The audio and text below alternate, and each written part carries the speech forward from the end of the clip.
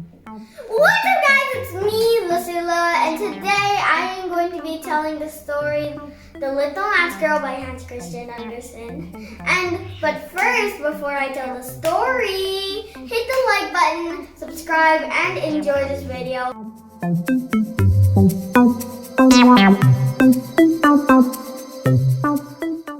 today I am going to be telling the story about The Little Match Girl. And also, it's by Hans Christian Andersen. And the setting of the story was also in the snow on New Year's Day.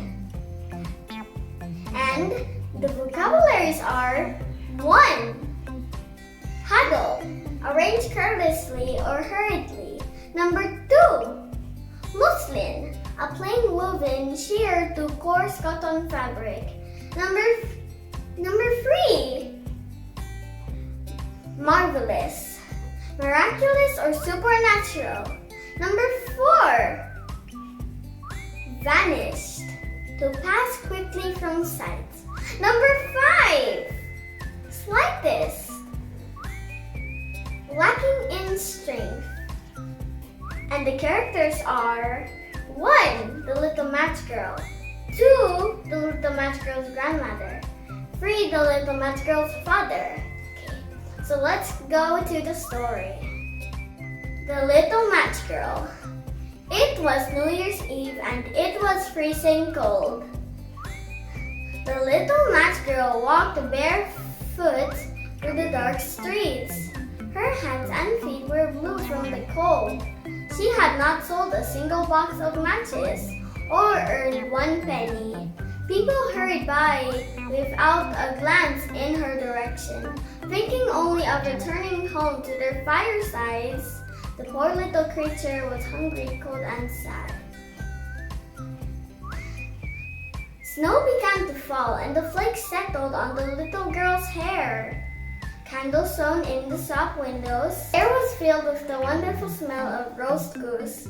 The girl did not dare to return home because she knew how angry her father would be for her for not selling any matches. She huddled in a corner between 2 houses. It was becoming colder and colder. She looked at her matches and thought, I will light one of them and perhaps it will warm me a little. So the little match girl struck a match, which flared into life in the darkness, warm and bright as a candle. The little girl imagined that she was sitting beside a warm, crackling stove. But when she lifted her feet to warm them, the match suddenly went out,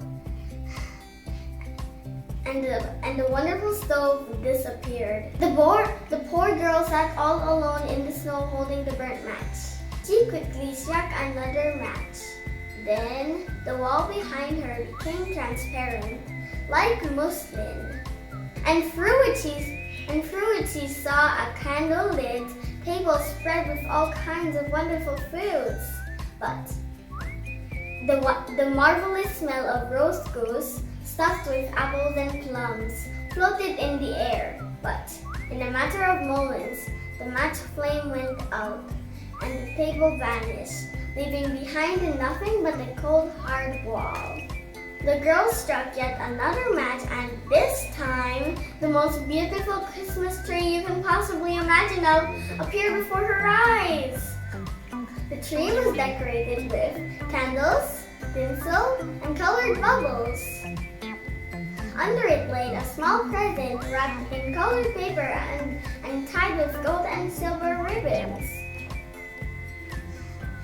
The match went out and the girl held out her hand towards the Christmas tree, expecting it to disappear, as the stove and the table had done.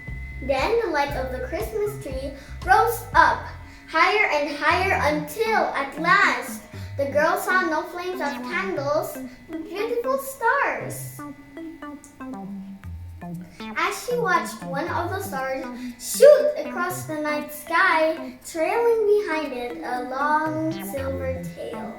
Little match girl remembered her grandmother telling her that the shooting star meant that someone was dying. Again, she struck a match. And there before her stood her dear grandmother, the only person who had ever loved her. She had been so good and so gentle, but sadly she died some years ago. "Oh, grandmother, please take me with you," exclaimed the girl. I know that you will disappear when the match burns out. You will vanish like the lovely stove, the roast goose, and the Christmas tree.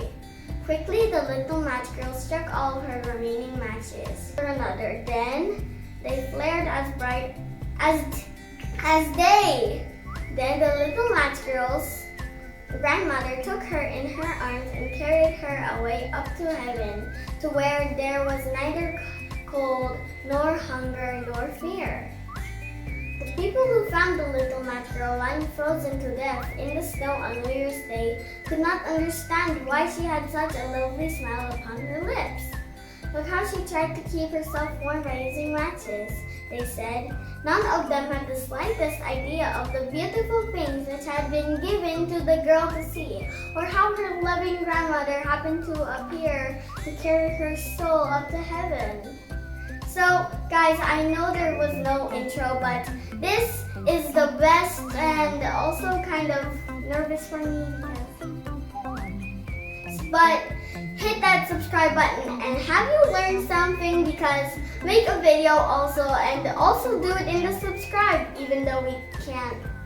Oh yeah, and if you want to tell us you learned something, hit that like bell, subscribe, and also comment down below even though nobody can comment. Bye!